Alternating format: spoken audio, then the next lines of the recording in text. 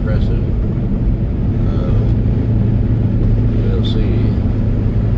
But yeah, it's a nice drop. And it's a pretty sharp climb, so I'm gonna gear down a little bit just in case it's kind of like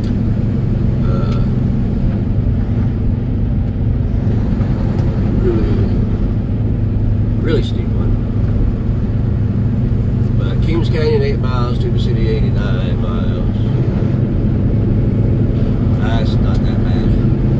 It's probably right here is about 5%, then it goes to levels off a little bit, then 3%, then 5%. So that's not just a little dip like me.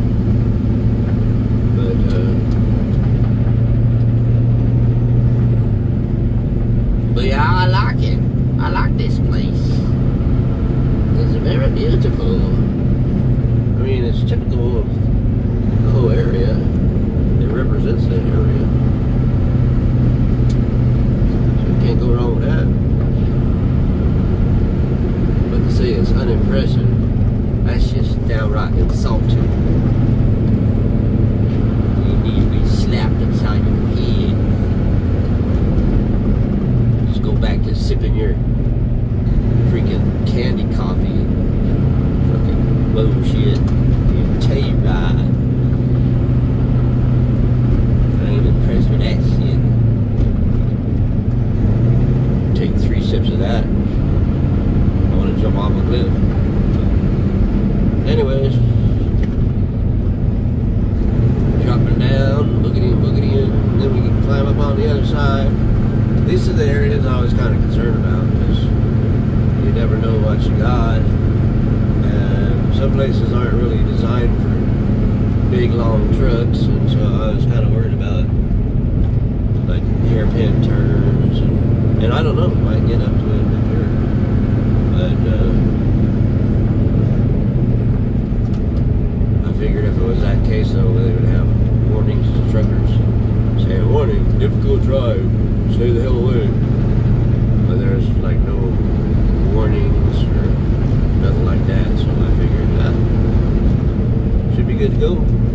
Be another road I haven't been on, and I like doing this stuff because then the next time I come through, if it's kind of serves as easier run, because like these are the roads I like to run on because there's no traffic, no people, less human contact. Later on when it's a little later, you have some of the local folks traveling back and forth, and then it's kind of a hit and miss, or I don't know if you call it hit or miss, but it's kind of polar opposites, I guess you'd call it, because you got some that are driving like 90 miles an hour like batshit crazy, and then you got some driving 30 miles an hour, and then you got those doing the speed limit. So it's just kind of like traveling along, and then you get behind a person that's sometimes drunk, doing 35, 40 miles an hour, and then you have all the traffic building up behind you because they're all doing 80, 90 miles an hour. You go to finally get to a pass area, and they hurry up and cut you off so that you're stuck behind them. So I'm always ready to, before I get to the passing spot, I'm pretty much nose out there, ready to get around the son of the guns. So, they call it be assertive, not aggressive, assertive. Drive assertively, don't drive aggressively. So, it's kind of funny how they use those types of terms, because back in the day when you had paper logs, they would run you totally illegal, and if you didn't do it, they'd give you shitloads that weren't worth your time. So, but what they do is they give you a ruler for drawing lines on your logbook, and on the ruler, and then on their little campaign signs at the terminals and shit, they say, log it legal. They don't say run it legal, they say log it legal. Kind of a pretty good difference there. And they're like, make sure you're logging it legal. Make sure you're logging it legal. So they're not saying, make sure you're driving it legal. But now, after all these years now, they got the electronic logs where you can't really skirt all that stuff like you did with paper logs, where you can kind of either float the logbook lines or else run double logs. I did both. Most of the time I just float the lines so that when I ran two different things or whatever, I can just kind of log it off. And there's times, luckily I never got audited, because there'd be times like I'd leave LA, go up to San Francisco, deliver, and come back down to LA, pick up a load for like New York. And then that whole entire period that I went up to San Francisco, I would log that as I just had all the time off there in LA, never went up to San Francisco. They never really paid attention or cared. But if I would have got audited though, I would have got hammered hard. So those days are over, unfortunately. So, but the good part now is you don't get to run like you're used to, the old timers. New guys, they kind of break themselves into running like this, but the old timers are used to running just kind of how you want to. Because I'd run like haul ass, take maybe a 2-hour nap, and then I was good for another freaking, so I'd run 6, 7, 8 hours, then I was good for another 6, 7, 8 hours. So I could run, back then I'd run actually about 18-hour days. I could get off of like 2-hour nap in the daytime, 4-hour nap at night, and just haul ass. Sometimes I'd catch up too, and then I just get a hotel. I get a hotel. My dad used to laugh at me because I get a hotel, go in there, take a shower, lay back on bed, watch TV. Then I'd run out to my truck, hop inside my truck, go to sleep. Then once I woke up, I'd go back in the hotel room, take another shower, watch a little TV, drink a cup of coffee, smoke a couple cigarettes, not joints, and then I hit the road. So, but no, I'm not into that marijuana shit. I tried it a couple times. It's definitely not my thing. So I don't like what it does to me. So I'm not harping on it. I'm not criticizing it. I mean, if it's your thing, it's your thing. But for me, no, I didn't like it. It just messed with my body and my mind too much. Coming into a Kings Canyon Gorge, and it looks steep as hell, so it's short, but it looked like it was gonna drop off like a son of a gun, but nah, it's not. It's about like Slick Rock Hill, maybe. But here's a good little spot down here. Of course, if you ever had a deluge coming into this base, they might not be good.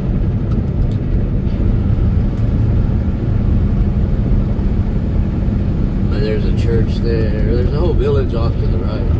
Really sweet looking. Kind of a cool little spot here.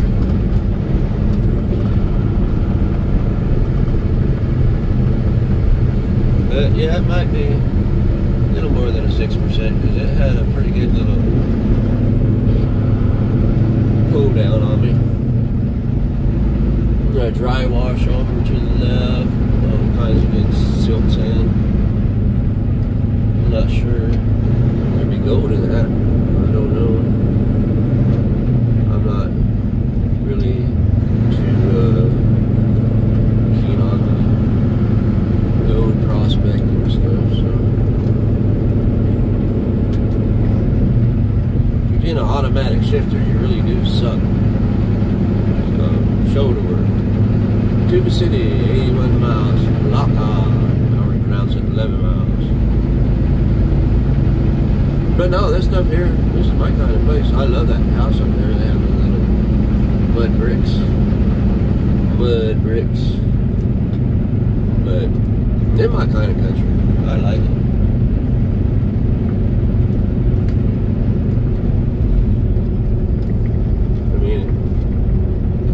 I like back home. I don't know. territory, it's not too bad of a run. Cut off 70, 80 miles one way, 120 the other way.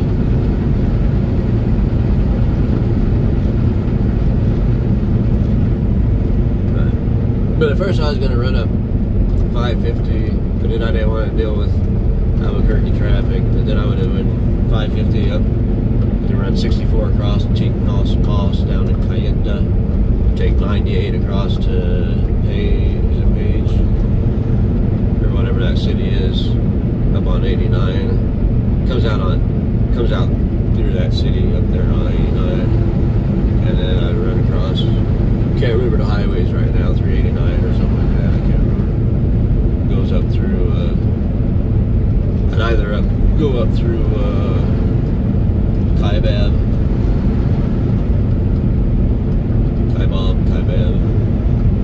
and then drop down, or else go like I'm going today, 89 alternative, and then hit across and hit the highway going into Hurricane, Utah.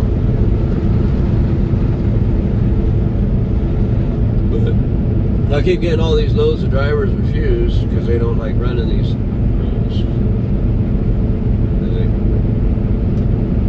Time consuming to them, I guess, or they're just scared of the roads. I don't know. I like them because it's less habitable.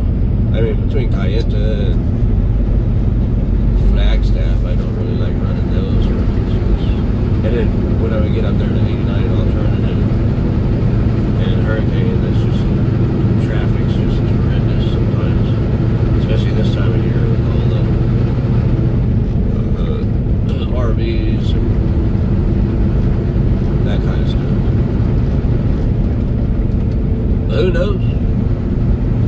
Sometimes I expect the worst. I always expect the worst, and sometimes I go through it like, shit, what the hell was I complaining about or worried about?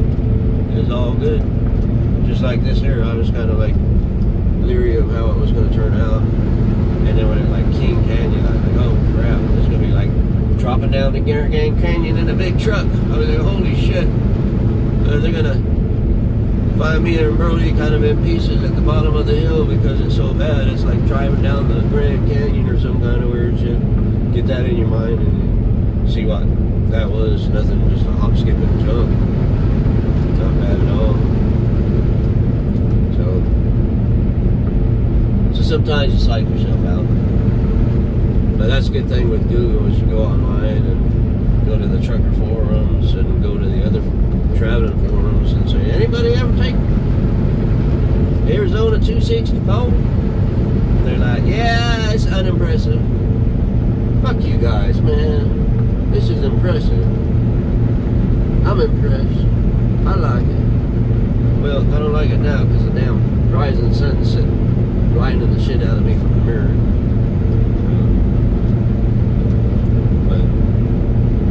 But I like it. It's good country.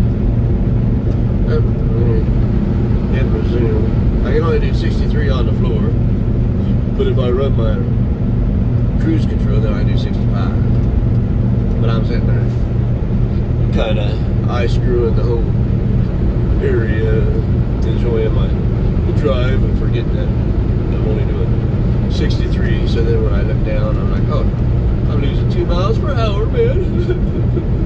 I better set my cruise so I get 65. Shit, fake cries give me hiccups. Oh my gosh. Poor Brody, he's in a rodeo back there. But at that 371, I like that one. That's the one originally I was going to do, but I didn't have enough fuel, so I had to go into Jamestown. I galloped and fuel up, or else I would have ran out of fuel. But 371 goes up into Farmington. But I like that road. It's got some climbs in it, and a lot of traffic, Native American land territory, so a lot of traffic going through there. But it's really cool, nice. I used to pick up on the top of that hill right before you get into Farmington. They had grow corn and other crops and stuff, and I'd pick up loads up there and haul them out. But what's funny with that? Well, and then up here, Highway 191, I think it is, coming out of Monticello down towards Kayenta. The roads would expand and contract. And so then you'd have these like 4 or 5 inch cracks straight across, parallel with the road. On some sections, it'd be like boom, boom, boom, boom, boom, boom, and just kind of crazy. I'm like, holy crap! We need to kind of like put some kind of expansion, like sealer in those spots there. But yeah, it was like when I was a kid, growing up, my dad, he'd always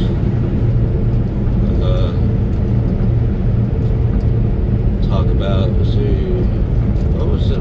I think it was the roads or something. About with the heat, the asphalt kind of expands, and then when it gets cold, it contracts. It kind of does that because it's like pliable or whatever. I think that's what it was. But yeah, it was something like that. He told me when I was a kid. So in my head, as a kid, I always think like in the wintertime it'd be like 90 miles from Dukeland to Whitewater. And then in the summer, when it expand and stretch out, it'd be like 110 miles. So wintertime it'd be shorter because the roads kind of like tighten up. And then during the summer they stretch out, so it takes longer to get there. So, mind of a young kid.